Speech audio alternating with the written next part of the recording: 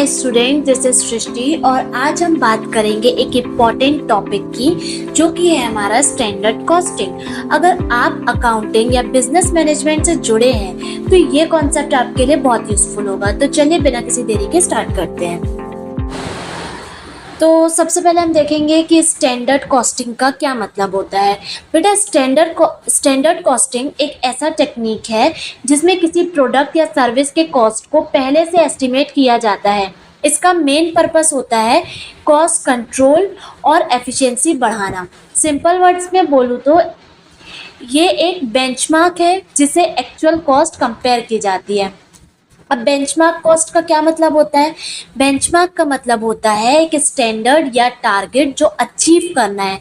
Standard costing में benchmark cost वो pre defined cost होती है जो किसी प्रोडक्ट या सर्विस के लिए सेट की जाती है। ये एक आइडियल कॉस्ट होती है जो एफिशिएंसी और कॉस्ट कंट्रोल के लिए डिसाइड की जाती है। एग्जाम्पल अगर देखें एक बेंचमार्क जो मैं वर्ड समझा रही हूँ उसके लिए एग्जाम्पल अगर मैं बोलूँ तो मान लो एक कंपनी एक पेन बनाती है और उसका बेंचमार्क कॉस्ट यानी प्री डिफाइंड कॉस्ट उसने ₹10 सेट किया गया है। मतलब ये पेन कंपनी चाहती है कि वो ₹10 में बनाए। ओके, अब यहाँ पे मैंने दूसरा टर्म यूज़ किया है एक्चुअल कॉस्ट का। एक्चुअल कॉस्ट का क्या मतलब होता है बेटा? एक्चुअल कॉस्ट वो कॉस्ट होती है जो रियल में इंकर यानी खर्च होती है प्रोडक्शन के टाइम पर। ये कॉस्ट कभी बेंचमार्क के बराबर होती है, कभी कम होती है तो कभी ज़्यादा होती है। एग्जाम्पल अगर देखें तो अगर पेन का एक्चुअल कॉस्ट ₹12 आ रहा है मतलब कॉस्ट बढ़ गई और वेरिएंस ₹2 आ रहा है, यानी कि जो हमने पहले से कॉस्ट डिसाइड की थी उसके वो और जो एक्चुअल प्राइस आई है उसके बीच का जो डिफरेंस हो गया उसको हम वेरिएंस बोलते हैं। आगे बहुत और अच्छे से समझेंगे इसको। तो क्या हो गया, कॉस्ट ₹2 से बढ़ गई, हमारी एस्टिमेट जो हमने लगाई थी उससे ₹2 ज़्यादा आ रही है। तो ये क्या होता है, डिफरेंस होता है, इसी को हम वेरिएंस बोलते हैं। अगर एक्चुअल कॉस्ट ₹9 होती तो इसका मतलब कॉस्ट सेविंग हो रही है। समझ में आया ये पूरा डेफिनेशन क्या था कि जो हमारा स्टैंडर्ड कॉस्टिंग होता है उसमें दो मेन चीज़ें हमने पढ़ी, बेंचमार्क और एक्चुअल कॉस्ट। आई होप कि इसकी जो डेफिनेशन है और जो मीनिंग है वो आपको अच्छे से क्लियर होगी। अब हम देखेंगे कि इसको एग्जाम्पल थ्रू समझते हैं। तो यहाँ पे एग्जाम्पल दिया हुआ है, समझते हैं इसको क्या बोल रहा है ये।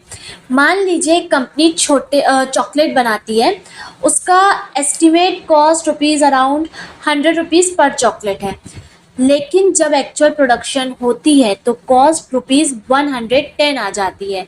ये ₹10 का डिफरेंस वेरिएंस कहलाता है।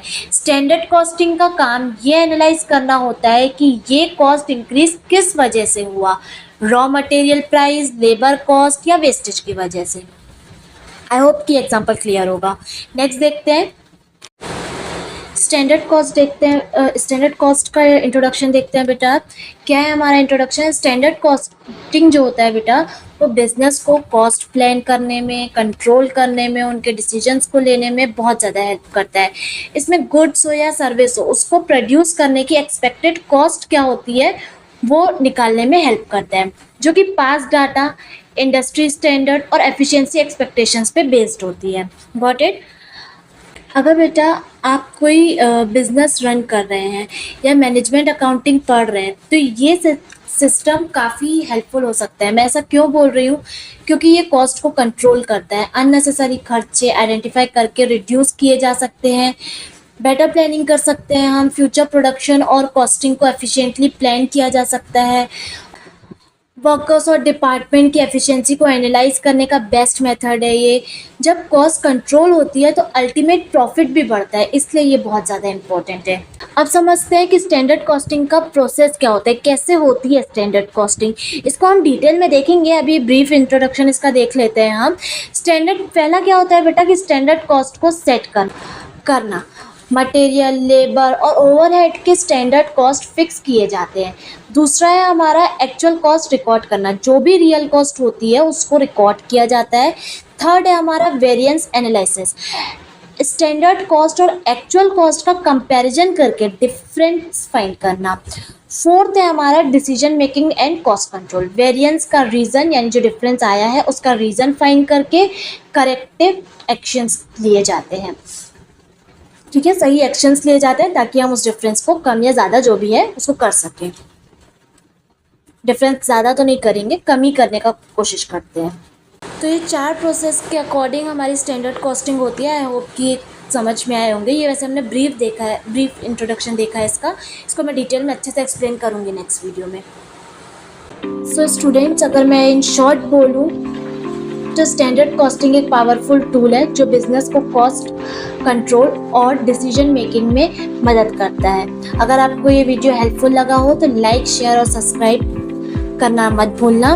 मिलते हैं नेक्स्ट वीडियो में एक नए टॉपिक के साथ। तब तक के लिए happy learning and bye bye.